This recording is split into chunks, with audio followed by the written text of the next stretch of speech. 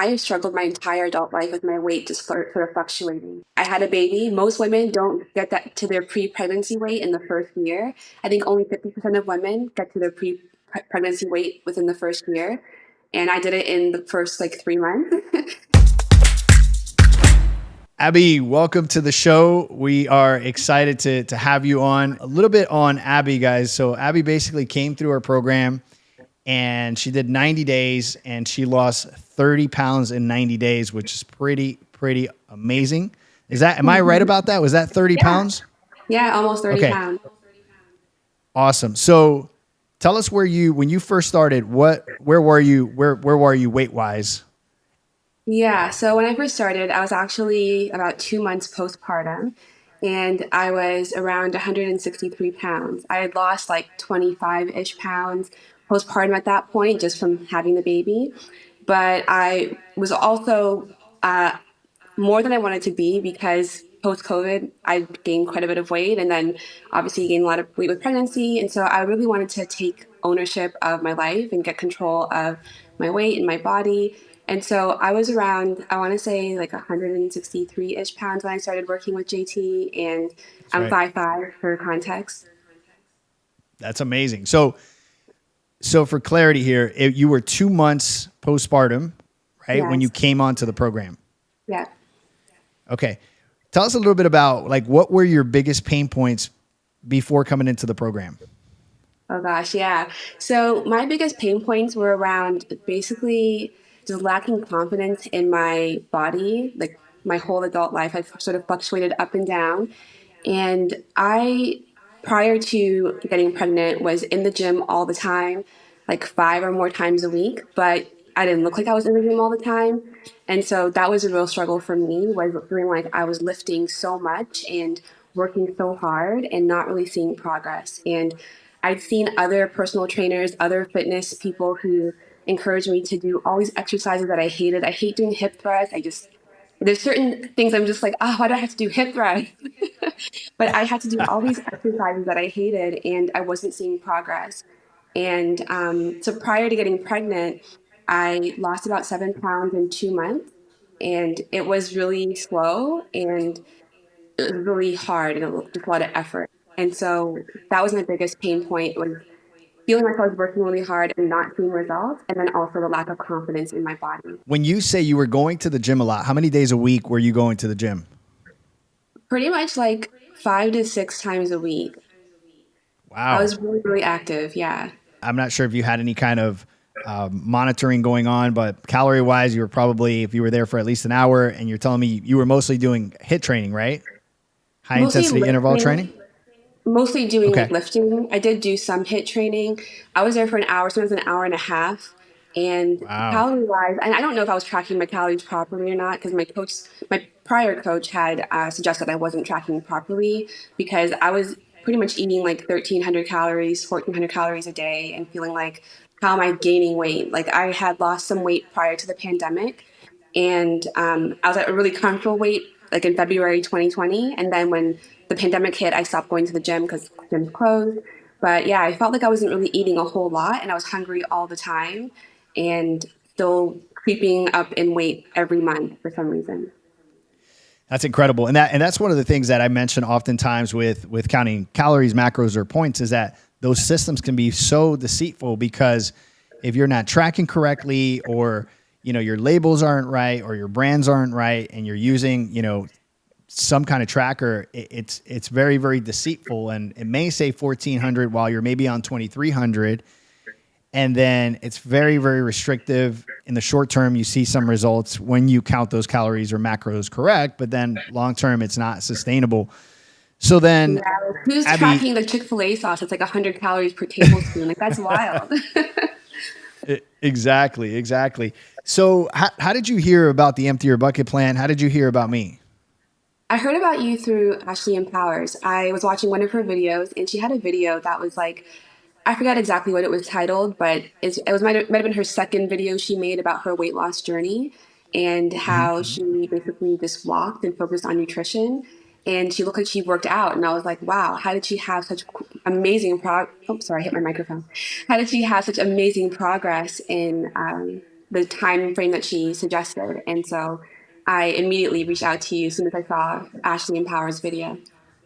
That's amazing. So I have here that you started back in April 3rd, 2023, right? Yeah. So what is that? We're in the it's been almost 8 months, 9 months since you graduated the program.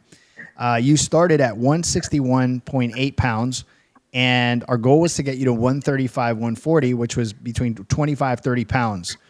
My Yeah. the last numbers I got from you were 135.8, right? Okay. That's so you dropped a significant amount of weight. You hit your goal. It's been about 8 to 9 months, right around there. What are you these days? What do your stats look like these I days? honestly can't believe it. Like I'm still like hovering between 135 and 140, and I eat literally whatever I want. Wow. Okay. This is the part where people get a little confused, right? Because most diets are restrictive. Most diets are telling you don't do this, don't do that. And of course, there was a little bit of that in the beginning when we were first, kind of cleaning up your diet and Yeah. making some progress. But what you're saying now is that you actually have freedom around food. 100%. Like this morning, like my breakfast and lunch is pretty standard. It's like the same almost every day. I have like eggs and bacon or eggs and sausage and salads and potatoes. But I had like banana bread this morning. Like I eat whatever I feel like eating, and it tastes good. It feels good. And yeah, I've been at 135 to 140 for the last several months. Wow. So you have that metabolic flexibility. You feel good. You look great.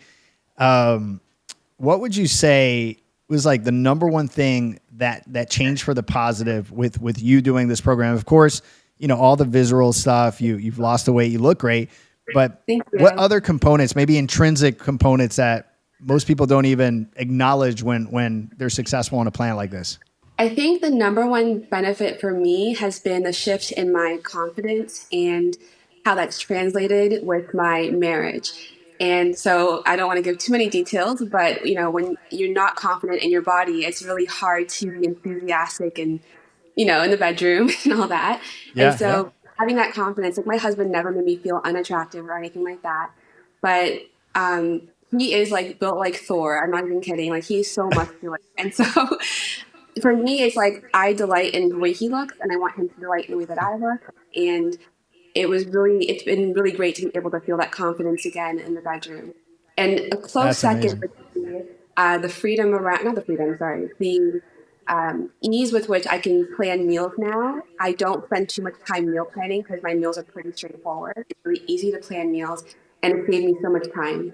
That's incredible. And one of the things that I hear often is sort of that stress, that burden that most people have around food, right? And so it's like it's the shame and the I'm on this diet, but then I go to this party or I do this thing, I fall off, and then I fall into shame and despair and bitterness because I didn't do what I said I was going to do.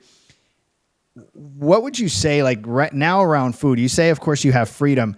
Has that burden that most people feel when they're not necessarily where they want to be, has that left you? Do you feel that? 100%. Like before, it was like if I fell off the plan, it's like, well, I already fell off the plan. I might as well do this. Like there was a time in the plan, I think you'll remember that I had like Popeyes and McDonald's and like 3 cookies all in one day.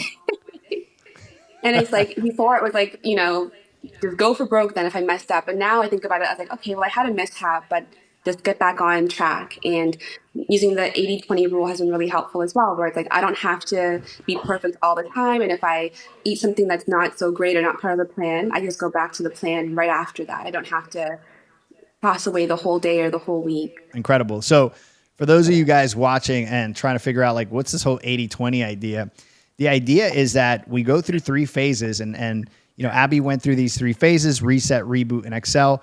Reset is a low carb, high protein protocol.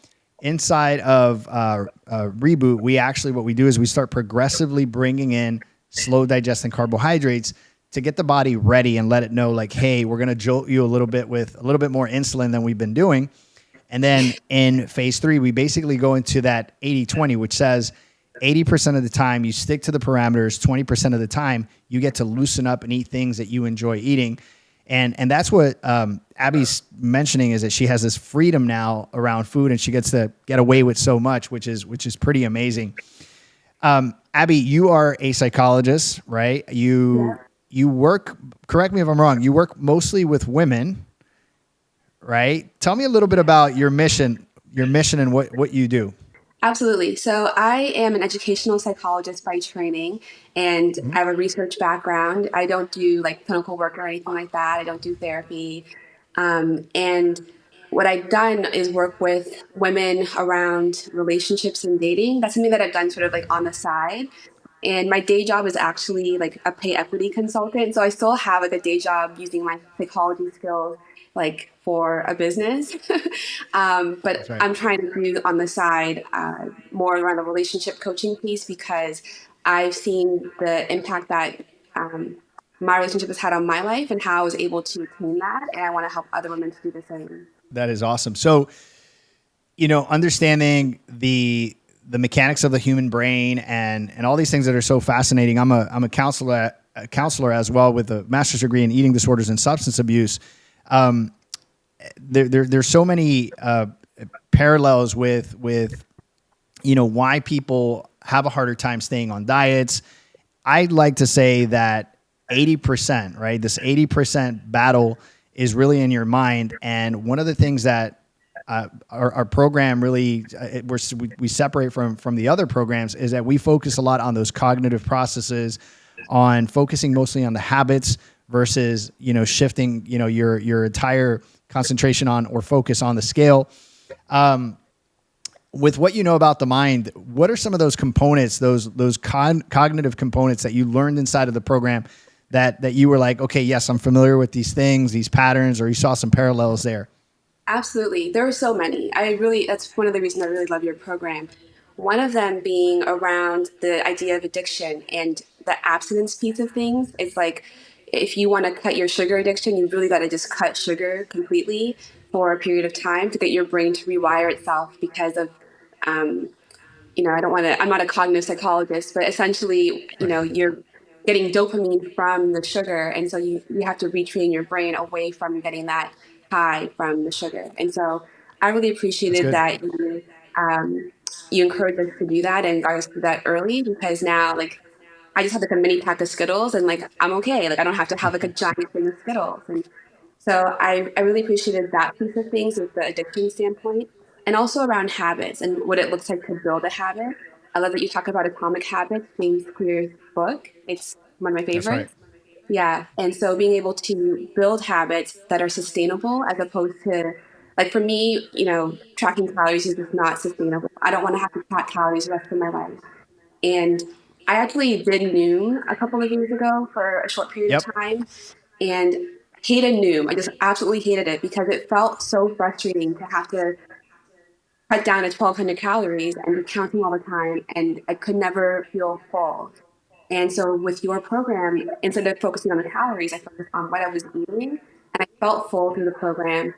And when I actually would retroactively count my calories, it wasn't that many, but that's probably why I was dropping so much weight. But I still felt full because what mattered was the quality of the foods that I was eating. Yeah, 100%. So the idea there basically is that for the first 6 to 8 weeks inside a reset, we are resetting your palate and resetting your brain's reward pathways. Because the idea is that if you're even consuming 50 grams of carbohydrates, which is minimal, and you're getting that insulin spike, and you're getting that consistently. I'm just saying, even if you do it once, most people in America do it 2, 3 times a day, if not more, right? They're constantly spiking insulin. Insulin secretes that neuroreceptor dopamine, which is that that neuroreceptor that's associated with well-being. And so as that is secreted, we get addicted. Anything that secretes dopamine makes us highly, highly addicted. And so we operate out of the assumption that everyone, to an extent, is addicted to food. And what needs to happen in those 6 to 8 weeks is to reset the brain's reward pathways, the way the brain perceives reward, so that when we reincorporate some of those foods that spike insulin, that you don't like or want those foods as much as you want them or like them in the beginning, right? So the idea is to kind of change those affections for food. And that's why now it's so sustainable, because I'm assuming that when you go back occasionally and you eat things that you used to love before that were, maybe some of your favorite foods, now you notice that they're extra rich and you're like, how did I even eat this stuff before? Does that happen to I you? had McDonald's the other day and I was like, this is disgusting. I couldn't eat Exactly. it. I just had to toss it. It was just so bad. Exactly. So you reset your palate, and that's the idea, because at that point I don't have to say to you, Abby, don't eat this or don't eat that. You just don't want it anymore, right? Right. I Your don't think affections for those particular foods have changed, which right. is pretty awesome, pretty awesome. Abby, there's a lot of people on the other side, but especially women that have all these ideas around weight loss. I hear it all, right? I hear, well, I'm just big boned. I've heard, well, I'm just from the Midwest, and so and so I can't take weight off, or I have hormonal imbalances, or I have thyroid issues, and not to disregard those things. Those things can definitely hold you back. But we've seen so many people come through a program with some of these things, with some of these issues, and still be able to lose weight, keep it off. Most women talk about emotions, right? Mm, And this is an area that I feel like you can really speak to because of you. I mean, because you're a psychologist, because you work with women, and you see like the fluctuations in women's emotions, especially that time of month. I often get the phone calls. Hey, it's that time of the month. Do you account for that time of the month? And I know exactly what they're asking me. They're right. not. So I'm like, well, yeah, sure. Tell me, what do you mean by that? And they're like, well, usually that time of the month, I like to eat chocolate and I like to eat, sweets. Is there room for those things? And what most women are doing there is eating for their emotions, right? Mm, To what where I come back and say, we don't eat for emotions. I just want to make sure that you are well nourished and that yeah. you're satiated, that you're full throughout the day. There's a lot of that questioning, especially with females like JT. That time of the month, how did you deal with that time of the month? Like, what was your go-to when you were getting cravings and stuff like that? It's hard for me to say because it was at the risk of TMI. It was irregular because I was postpartum. So I didn't quite have Right. it the way normal. But I think when it's that time of the month, um, it's really hard. Emotional regulation is really important, just in general. And I like to think of it as when you can control your emotion, you can control more of the outcomes of your life because your emotions drive your actions. And so if you're letting your emotions drive your actions as opposed to you choosing how to act, um, I try to steer women away from doing those things. And so one thing is to practice mindfulness and sort of be aware of your emotions, not judging them, but just be Right. aware of them, observe them, and be able to describe what you're feeling and allow yourself to feel those and know that it's going to pass. So when I deal with my cravings, I do have them sometimes, or the emotions around eating, I think about the bigger picture, like what is my goal here and what am I trying to achieve? And that helps me to kind of circle back to like, okay, well, is it worth it to eat this thing right now when I have this bigger goal? Basically, what I hear you saying is we're cognitive human beings. We think, we feel, we act, and if we're strictly driven by emotions, which, by the way, that thought process hasn't. It's not that it hasn't happened. It's that what I realize is that for most people, the bad choices happen in their head in nanoseconds, and they don't even think about it. It impacts their emotions, and then they take an action, and maybe they grab a donut, Right, exactly. right? And one of the things that we've been really, really talking a lot about inside of our programs is like cue, craving, and response. So we have a cue, right? Something that cues us in. Maybe it's the donut, maybe it's the ice cream, maybe it's the chocolate, and we start to romanticize what those foods tasted like the last time we had them. I was literally about to say, like, it's kind of like we have a belief around that craving as well. That like, if I crave McDonald's, my belief is that it's going to excuse me, it's going to satisfy me, and that I'm going to feel good after. And so I have to remind That's right. myself, like, it never tastes as good as I remember it, and I'm not going to feel good after. And so it's taking that moment to pause and sit with your emotions for a moment and say, is this going to actually help me meet my goals? And if it's not, do I need to do it right now? I don't. so there's an emotional anchor around that particular food because at one point it caused so much joy. You had the food, you enjoyed it. That memory got anchored into your nervous system, and now that's really where the struggle is. And so in that cue craving, that cue, that the thing that cues us in, and that part in where we have a decision to make. Hey, am I going to do this or not?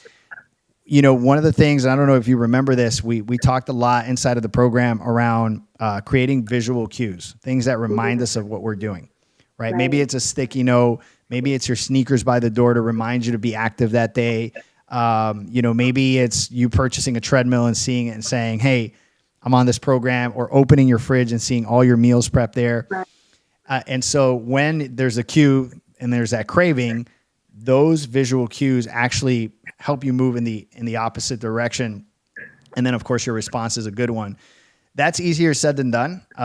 When we can master that, right? When we understand, hey, I'm being tempted, I'm being cued in, and I can promote in my head that the decision that I'm going to make is not in line with my goals, then Mm, the response can be a response that's going to be helpful towards the direction of my goals and the things I'm trying to do. right. It's so tricky because when you start talking about these things, you realize that it's mostly your mind versus the mechanics, Yeah. which is why I tell people all the time that mechanics, which are, I don't want to throw anyone under the bus, but I'll just say keto, Atkins, South Beach, macro counting, calorie counting, all these programs. What I was saying basically is that in that process of you recognizing like what are the things that tempt you, creating an environment that actually supports you is one of the best ways to make this a lifestyle and something sustainable. Would you say that is it something automatic for you now, or do you have some of those things in your environment that actually remind you of like, hey, this is who I am now. This is a new lifestyle now. It is absolutely about creating the environment. So, like, I used to have all kinds of snacks, like in the fridge and pantry. And every time I went to the fridge to get like water, I'd see a snack, and now it's like, oh, I must get one. And so, it's removing it from my environment so that I don't see it every time I open the cupboards for something or the fridge. And also Very just cool. surrounding myself with people who are going to support me. So like my husband's very supportive. Like he eats whatever I eat and is very much supportive of eating a healthy diet. My sister came to visit while I was on the plan, and when I was like, "Oh, we can get cookies," she was like, "No, you're on a plan. I'm going to do it with you." And she did it with me for the weekend that she was here. And so, really, I think I'm a big fan of systems and doing things that are going to help you win and make it more downstream as opposed to fighting against the system. So yeah, I don't think it's automatic for me. It's more of like the environment that I created to help me to keep on track. That's amazing. That's really cool. We talked about that inside of the program. We talked about people, places, and things. I had that harsh saying that said, if you don't, if you're looking to soar like an eagle, you can't continue to hang out with scavengers. And I know that sounds horrible, right? But it really talks about your environment and how those people actually influence you. And so the fact that your husband's supportive, you have people in your circle of influence that are actually supporting you is incredible. And it says a lot for, why you've been able to sustain the program for so long. And I believe that this will be a lifestyle for you. I don't think you're ever going back. And, Yes. and so 30 pounds in 90 days. It's been almost 9 months since you graduated from the program. You're still sustaining it. Congratulations. That's amazing. What would you say, Abby? What would you say to people on the other side that are watching this and possibly going, yeah, that works for her, but she only had 30 pounds to lose. I have 50, 100 pounds. Maybe it was easy for her, but not for me. What would you say to that person that's on the fence, that's skeptic, that doesn't think that this can happen for them? I would say this program works. And I mean, I struggled my entire adult life with my weight just sort of fluctuating. And you know, I had a baby. Most women don't get that to their pre-pregnancy weight in the first year. I think only 50% of women get to their pre-pregnancy weight within the first year.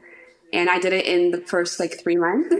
And so I wouldn't say it Wow. was easy at all. I worked really Mhm. hard and it was a hard program. I'm not going to lie. Like there were times in phase Thank one you where for I your was so mad honesty. at you. I was so mad at you. But I it's have so so worth many it. mad people at me constantly upset. And then there's like at the end of the program, they're like, thank you so much. And I'm Right, like, exactly. Now I'm like, I love you. You're amazing. And so, yeah, so some of that's the things cool. like, oh, it worked for her, but it wouldn't work for me. Like, I really struggled too. Like, I tried for, a couple of years since COVID to lose the weight, and I wasn't able to do it. It just kept going up, and I couldn't figure out why. And I think that what JT does and says, it just works. And I just highly recommend you.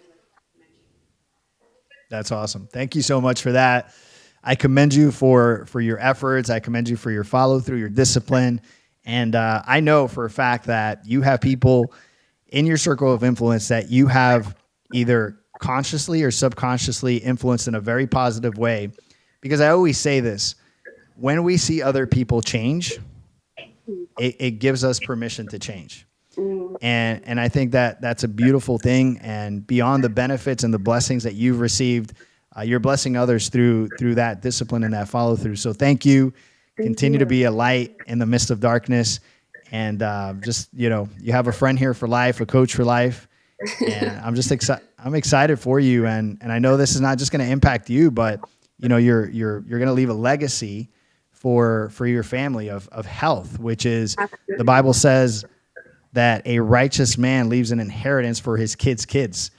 And Yes. oftentimes we listen to that scripture and we think only about finances, but this is talking about lifestyle and educating them on food and educating them on all areas of life. And oftentimes we forget that part of that stewardship of our body. And so, you know, thank you for being proactive there and being responsible with your stewardship, but then of course impacting those around you.